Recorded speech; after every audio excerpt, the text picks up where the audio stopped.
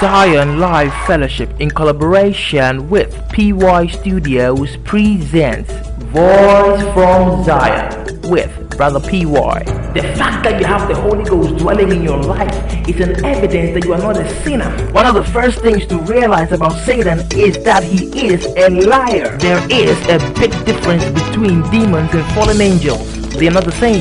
These anointed teachings will give you a lift in your walk with Christ. And now, today's message. Be blessed.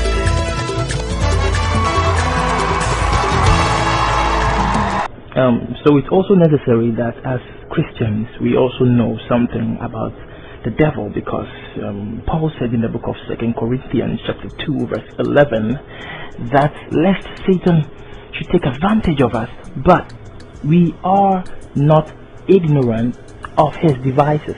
So which means that you should know something about him. That is why I'm making this audio just for you, so that we can find out some things about Satan. The word Satan means adversary. One thing you should realize that the word Satan is a Hebrew word. The Greek word for Satan is Satanas with an S, and it literally means adversary. But before we can understand really well, I want to take you a little bit back and see who he was before he became this. So I want us to go to far back into the Old Testament, and let's see. We see a word Lucifer. We see that in Isaiah chapter 11. This is the first time it appeared. Isaiah chapter 14. Yeah, it's the first time it appears in the Bible. And let us look at it. It mentions the word Lucifer. Oh, how thou art fallen, O Lucifer, son of the morning. Now, the word Lucifer is a Latin word, and the English version of Lucifer is Venus. You know the planet Venus, Mercury, Venus, Earth, blah blah blah. Yeah, it's Venus. And even in astronomy, they will tell you that one of the brightest things in the sky, apart from the sun and the moon, is the planet Venus. That is why it is referred to as the morning star. You understand? Yeah. So it's the planet Venus, but that is just to symbolize something. But this Lucifer is not a planet; it's a spiritual being that was made by God. We look at Isaiah chapter 14 and we compare it with Ezekiel chapter 28, reading from verse 13. We realize some things about this magnificent creation of God called Lucifer. Now, Lucifer was created because when you read the one in Ezekiel, you realize that it said that was perfect in the day that was created. That is verse 15. It said that was perfect in the day that was created. And when you come to verse 13, you realize that it said thou hast been in the Eden, the garden of God. Now somebody say, whoa, was Lucifer in Eden? Now let me tell you something that many people do not know. The creation account that we have in the book of Genesis chapter 1 is not entirely creation, but it is something that I really want to call recreation or organization or decoration, because when the light was shed in Genesis chapter 1, there was an earth which already existed and it was scattered. Now there is a huge gap between Genesis chapter 1 verse 1 and verse 2. It said in the beginning God created the heavens and the earth, and the earth was without form and void, and darkness was upon the face of the deep. Now there is a huge gap between there, but that is a topic for another day. I will make an audio on the pre-Adamite or pre-Adamic world. Now you should know one thing, that the earth already was there before Adam came. The earth was there. There were creatures on the earth billions of years ago. If you go into science will tell you the earth is billions of years ago. They are perfectly right, and they have a theory called evolution. They are right. I know you say, really? Yeah, I said they are right. I'm going to prove to you in that audio that will make called the pre-Adamic or the pre-Adamite world. You understand where they got all these evolution stuff from? There were creatures then in the age of the dinosaurs, in the ice ages, where the things God had made try to adapt and develop themselves, and they used to change form. So it's all there, but that is a topic for another day. But there was that pre-Adamic world, and the ruler of the earth at that time was Lucifer. I'll come there, don't worry. I'll make the pre-Adamic world soon. You understand it? Because if I don't make it soon, you will not get many things that I will say in this audio, but I'll make it for you. Yeah, so we realized that Satan was having a throne. If you read the verses I've given you, Isaiah 14:11 and Ezekiel 28:13, because of time I'm not going to read the whole thing. You realize that I will exalt my throne. Lucifer had a throne. In fact, that angel was very privileged. Now let's look at some qualities and characteristics that was on him. Number one, he was beautiful, he was radiant, he was shining. And one thing that many people do not know is that Lucifer was a walking orchestra. He was a moving orchestra.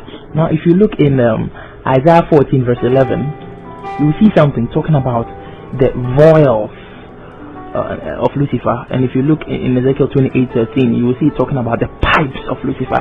That means that Lucifer was like a walking orchestra with music instruments fixed on his body. You understand? And if you read Ezekiel from verse 13, you realize that many precious ornaments were fixed on him. That means that Lucifer was also a walking jewelry shop. Look there, you will see it right there. It's all there.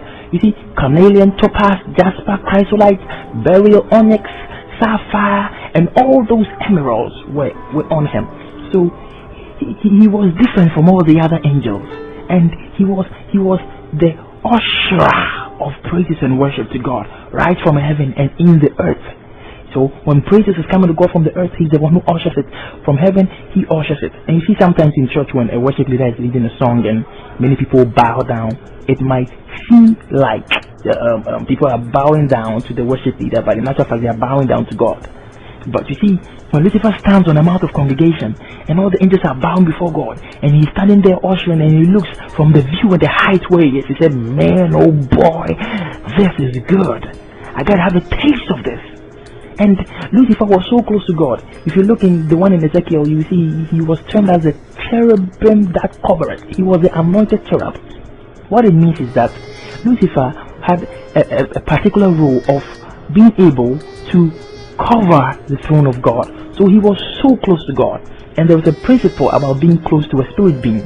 If you look into the book of 2 Corinthians chapter 3 verse 18, you will see it talking about something. Let me read it for you. It says, but we all with open face, beholding as in a glass the glory of the Lord, are changed into the same image from glory to glory. Now, per his closeness to God and the distance between him and God, he was being changed and transformed because he was so close to God. That's one thing you should know. The more you draw close to God, the more you begin to look like him. The issue is just keep looking and you'll be changing. Some of you are just trying too hard to live holy and trying too hard and you're always not making it. No, man, just look. Behold, fix your eyes and your gaze and your attention and you'll be changed. So sometimes when Lucifer is coming, even some of the angels don't know, they think it is God. I'm telling you seriously. If you read in Revelation, when John had the revelation, he almost mistook an angel of Jesus for Jesus. You know why? Because being so close to him made them look like him. You understand? So a time came, Lucifer said, man, even some of the angels think I'm like God. Man, why don't I be like him? Why should I be in service? So his thoughts began to change, and he began to think. He was a power with divinity. He was, man, oh boy, I'm bigger. You understand what I'm talking about? So he decided to make himself something by abandoning his job and trying to be like God. So he said, I will be like the Most High. He said, I'll rise up above the stars of God. You understand? But unfortunately for him, he wasn't successful, so he rebelled against God. So the rebellion was not only a rebellion in heaven, it was on earth, because he corrupted the earth by giving them false information about God. So he lied about God to the inhabitants of the earth and those creatures. So they also rebelled. Everything rebelled, that on earth and that in heaven. So the rebellion was heavy. Like when he was cast down to his dominion. That was the earth. So when God came to recreate the earth and gave it to Adam, he was furious because man came to take his position. Why do you think he came after man? Because the man has taken his position and he came to take it back. You understand what I'm talking about? Yeah. So let's focus. The pre-Adamic world, man, you gotta watch out for it. And maybe keep pressuring me for me to do it. You will love that message. It will open your eyes a lot. So that was who he was, and his functions and his glory. And he rebelled. And unfortunately for him, he lost his position and he was cast down from his throne onto the earth. And at this point, I would tell you some things you should know about Satan. Now, the first and most important thing that I always keep telling people everywhere I go, the first thing you should know about Satan, not Lucifer. He's no longer Lucifer. That is one mistake many people make. He is no longer Lucifer. He is Satan, the adversary, the ugly one. You should know that. And the first thing you should know about Satan is that he is a liar. Though the Bible states his mission and his ministry. You know the threefold ministry of Satan? Oh, let me tell you, go to John 10:10. You will see there. He said to steal, kill, and to destroy. That is the threefold ministry of Satan. But how does he do it? How does he achieve it? I'm going to show you how he does that. This is how Satan does that. The first thing you should know about Satan is that he's a liar. L-I-A-R, liar. He's a liar. That's the first thing you should know. Let's see something from the book of John chapter 8 verse 44. And it said, ye are of your father the devil, and the lust of your father ye will do. He was a murderer from the beginning, and he abode not in the truth, because there is no truth in him. Wow. When he speaketh a lie, he speaketh of his own, for he is a liar and the father of it. Listen to me. The devil is the father of lies. This is the first thing you should know about Satan, and it's very serious and it's very crucial that you know it. When I explain, you will know why I'm stressing on this point so much. The devil is a liar. Listen, before Satan can lay hold on anything in your life, he must first and foremost let you believe a lie. Thank you for listening. We know that you have been blessed.